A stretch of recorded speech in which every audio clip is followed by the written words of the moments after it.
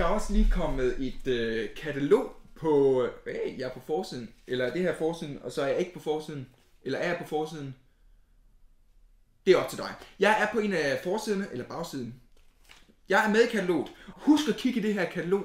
Der er virkelig noget at komme efter. Der er produkter, som koster helt ned til 1 krone. Der er for eksempel lørdag, der kan man tage 3 og betale kun for 2.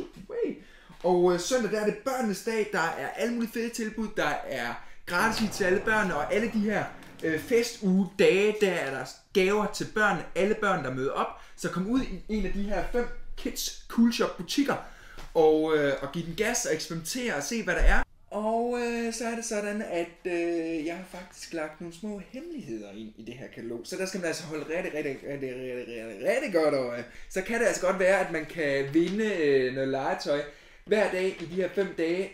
Fra torsdag den 26. til mandag den 30.